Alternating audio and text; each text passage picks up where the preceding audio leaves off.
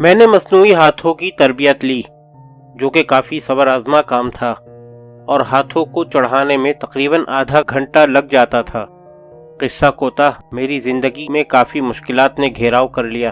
میرے ایک دوست چشتی صاحب، جو کہ بڑے مرنجا مرنج اور زندہ دل انسان تھے، انہیں میں نے کہا کہ میرا دل اس دنیا میں نہیں لگتا اور مجھ پر اکثر مایوسی کا دورہ طاری ہو جاتا ہے۔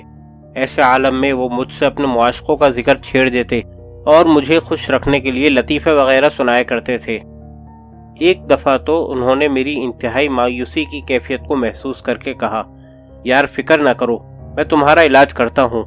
پھر جھٹ سے اپنی جیب سے کیپسول نما چیز نکال کر مجھے دی اور کہنے لگے، پارٹنر، اسے سونے سے پہلے کھا لینا، پھر مایوسی تمہارے قریب سے بھی نہیں پھٹکے گی۔ بہرحال میں نے وہ کیپسول استعمال کیا تو بالکل فریش ہو گیا۔ اگلے دن وہ مجھے کہنے لگے کہ بہت خطرناک قسم کا کیپسول تھا اور اس کو سوڈیم سکسینیٹ یا عرف عام میں راکٹ کہتے ہیں۔ انہی دنوں میرے ایک دوست بریگیڈیئر الطاف، جو کہ چودھری محمد علی پاکستان کے سابق پرائم منسٹر کے داماد تھے، انہوں نے مجھے کہا کہ میں کورس پر جا رہا ہوں اور میری بیگم بھی اپنے میکے چلی جائے گی، تم اپنی بیگم کو میرے گھر میں لا کر رکھو۔ میں نے اپنی بیگم اور بیٹی کو لاہور بلا لیا اور لیمس سینٹر میں 1-2 گھنٹے رپورٹ کرنے کے بعد ان کے گھر میں رہنے لگا۔ وہاں میں کچھ عرصہ تو ٹھیک ٹھاک طریقے سے رہتا رہا، لیکن پھر مجھ پر مایوسی کے سائے چھانے لگے اور مجھے اتنا پریشان کر دیا کہ مستقبل کے متعلق سوچ سوچ کر خوف زدہ سا رہنے لگا۔ کم و بیش 1 مہینے کے بعد زندگی سے بالکل مایوس ہو گیا اور مجھے اپنے اوپر رحم آنے لگا۔ دل ہی دل میں سوچنے لگا کہ زندگی کا کوئی مقصد نہیں ہے اور باقی ماندہ زندگی بھی بڑی مشکل سے گزرے گی۔ خودکشی کرنے کا ارادہ کر لیا اور اپنی جان لینے کی ٹھان لی۔ ایک دن میرے اردلی نے کہا کہ وہ کہیں کھانا کھانے جا رہا ہے۔ وہ کافی دیر تک واپس نہ لوٹا۔ میرے اوپر مایوسی کا دورہ پڑا۔ میں نے اس مایوسی کو ختم کرنے کے لیے باہر گھومنے کا ارادہ کر لیا۔ اس وقت مجھے بہت کم نظر آتا تھا۔ میں نے مصنوعی ہاتھ کسی نہ کسی طرح فٹ کیے اور کوٹ پینٹ پہن کر بڑی شان سے بن ٹھن کر گھر سے نکلا۔ اس وقت میں نے مصنوعی ہاتھوں سے کوٹ پینٹ وغیرہ پہننا سیکھ لیا تھا۔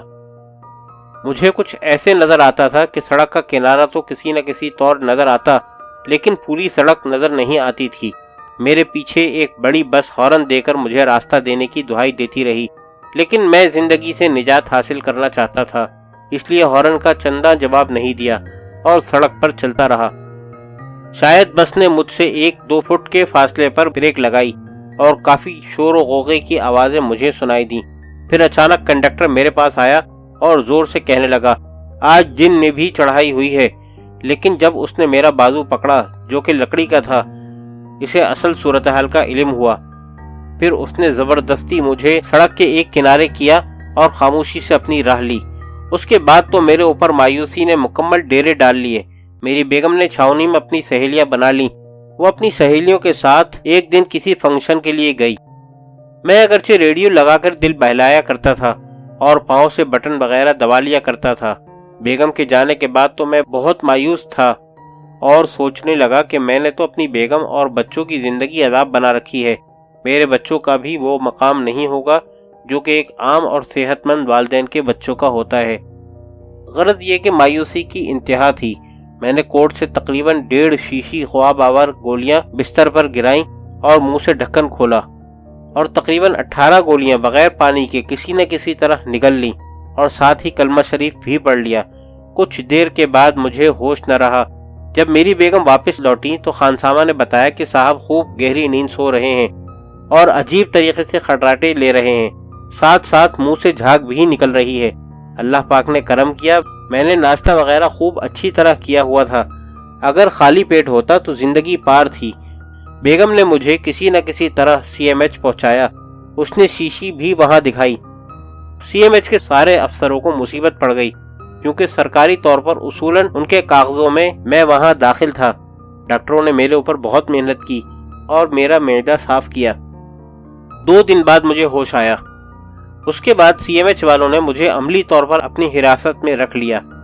ایک اٹینڈنٹ جو کہ پٹھان اتمن زئی تھا، راکٹ بھی استعمال کرتا تھا اور غالباً مشہور سیاستدان ولی خان مرحوم کے علاقے کا تھا، مجھے مل گیا۔ ایک دن مجھے کہنے لگا، کیپٹن صاحب آپ بہت خطرناک آدمی ہیں، اور حکومت نے آپ کے لیے 4 پہرےدار یا سنتری لگائے ہوئے ہیں۔ پھر کہنے لگا، آپ غصے میں پتہ نہیں کیا اول فول بکتے رہتے ہیں، کبھی اللہ سے گلہ کرتے ہیں اور کبھی فارسی کا شعر پڑھنا شروع کر دیتے ہیں۔ حقیقتاً مجھے غشی کا دورہ پڑتا تھا۔